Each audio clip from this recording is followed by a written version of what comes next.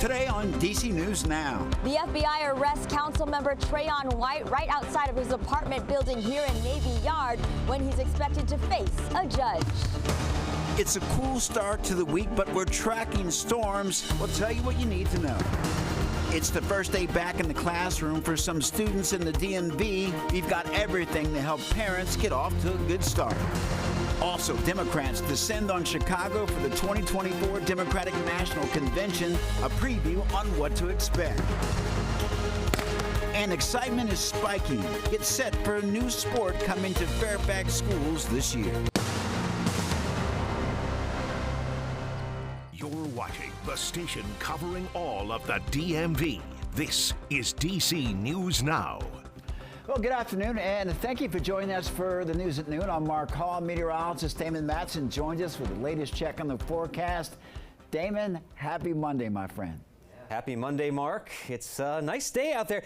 You said before we started the show here that it's feeling a little bit better when you stepped out the door this morning, right? Yeah, it did, but I'm still looking forward to the fall. But I guess today, some concerns with maybe storms? Yeah, we might see a little bit more activity today, but then some good news for you fall lovers out there. We might be getting a little preview to that new season coming up here this week. But first, let's talk about it. This weekend, it was a little bit noisy and soggy out there. We had numerous showers and storms crossing parts of the area on Saturday and Sunday. Not the most ideal weekend to be out and about in parts of the region, but that is the key word here. Just certain locations picked up a lot of rainfall, a lot of storm activity. I've circled 2 areas that picked up the most rain over the weekend. You had to go down toward King George, Stafford counties. Look at that, estimated over 5 inches in parts of King George County with that rainfall. And then as you went north and east through parts of central Maryland from Montgomery County stretching over to the Baltimore metro area,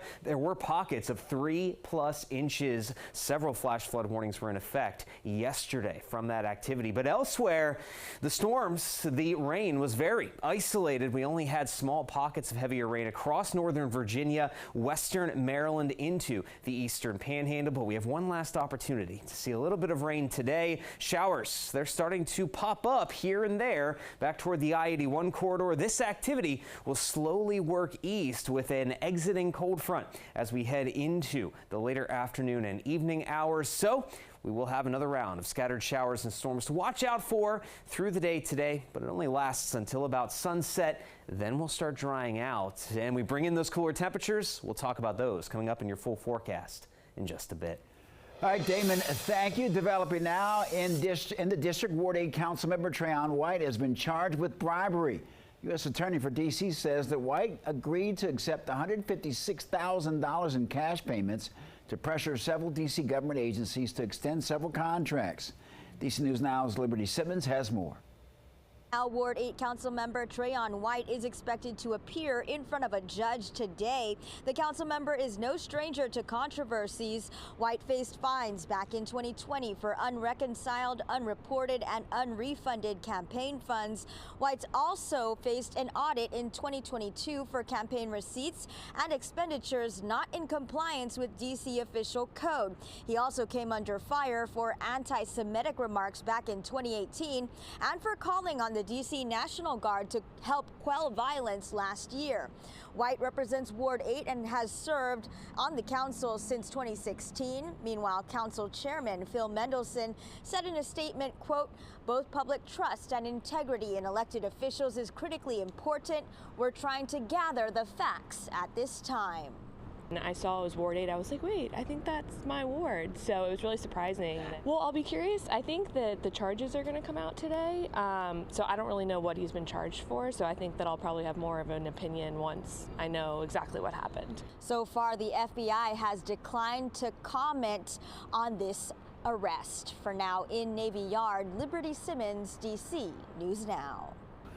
All right, thanks to Liberty. White is expected to be in court right now, and we have a team inside, and we'll update you as we learn more. White's arrest comes just months before the November general election. He's seeking re-election to his seat in Ward 8, and the Justice Department says that officials should not take public steps like making arrests 60 days before an election. It says that political investigations may influence the outcome of elections. White's arrest comes close to that deadline. However, there's not anyone considered to be a serious challenger for his seat. It's still not clear on how this can impact the election. Well, the Animal Welfare League of Alexandria says that there is insufficient evidence to charge PetSmart or any of its staff at their Potomac Yard location after 3 dogs died in their care. Now, for the dogs involved in the case, one of the dogs had E. coli and sepsis, while they say the dog had prior to being boarded.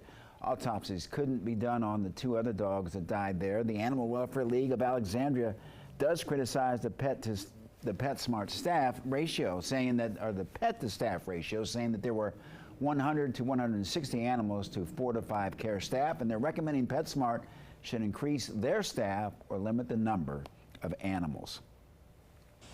The D.C. police say that an attack that happened outside of a Shake Shack in DuPont Circle being investigated as a possible hate crime. It happened Saturday night near Jefferson Place in Northwest. The victim told DC News Now that he was attacked by several people after an employee had an issue with him kissing another man inside the restaurant. Nearby neighbors surprised to hear about the assault. Well, I mean, especially here, that's just absolutely insane, right? You would expect you could be safe here. It's really sad that incidents like this are still happening anywhere, and there's incidents of homophobia, but especially here in DC, you should be able to feel safe here. The employee told police that he was acting in self-defense after the victim put his hand on his neck. In a statement, Shake Shack said it's aware of the incident and suspended the employees involved. It goes on to say, quote, the safety and well-being of our guests and team members are our top priority, and we have zero tolerance policy for any form of violence. In Maryland, Prince George's County police say that a man has died and another is hurt after they were shot in Temple Hills. The department says the men were shot on Huntley Square Drive around 3 yesterday afternoon. Police found one victim dead in the parking lot. First responders took a second man to the hospital. No word from police on the motive or potential suspects at this time. Developing now, more than 40 people are looking for a place to live after a condo fire in Clarksburg, Maryland. It happened Saturday morning at the Clarksburg condominiums. 24 units in the building were damaged, and two residents of the condominium and 2 firefighters were sent to the hospital for non-critical injuries. Montgomery County Fire and Rescue believe that the fire started from an apartment on the 1st floor. Exact cause of the fire still under investigation. A woman who witnessed it says that this event really scared her. She tells us that she believes that it can happen to her building also. It's just really scary knowing that it could happen here. And so it's like something can happen on the 1st floor here in my building and it will just go right up to me. The Red Cross is providing assistance to those affected. Montgomery Fire and Rescue reminding everyone about the importance of sprinkler systems. According to the CDC, sprinkler systems were effective in maintaining over 95% of house fires from 2015 to 2019. But in that same time period, only 10% of structure fires first responders went to had sprinklers. New data shows D.C. schools have one of the highest rates of chronic absences in the country. According to the Associated Press, about 45% of students were chronically absent last year.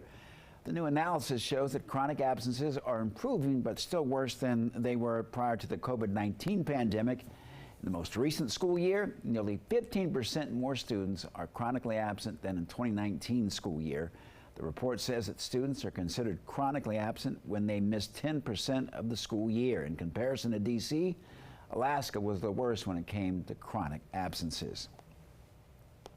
Well, Mayor Muriel Bowser and the DCPS Chancellor are celebrating the new school year with DC educators today, and they were at Deer Middle School at 11 this morning for a back-to-school rally. The rally kicks off a week of professional development with students returning to class in 1 week.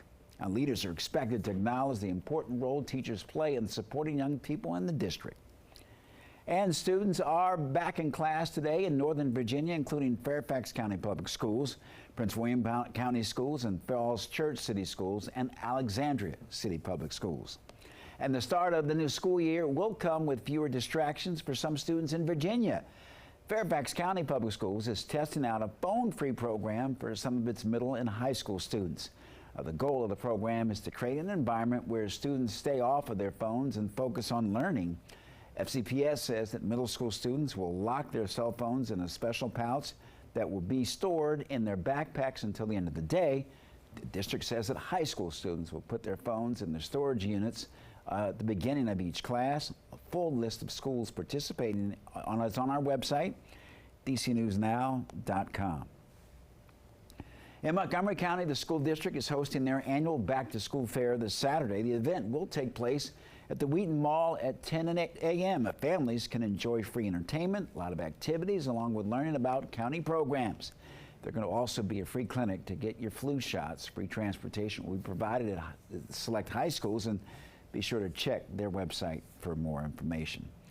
And while you make sure that your child has all the supplies they need, doctors say that you'll want to make sure that your child has a water bottle too. And here's a healthy habit to consider. Doctors say that our bodies are made up mostly of water, so we need to stay hydrated. They say that drinking enough water can help with focus and performance and prevent health concerns. Signs of dehydration including cramping, headaches, and a racing heart. Can end up becoming altered with their mental status. They can become ultimately really sick, and again need to see people like the ED or the urgent care. And if you have children in sports, doctors say the time to hydrate is before a game or practice, and during any physical activity you need to keep drinking water to make up for all that you're sweating off.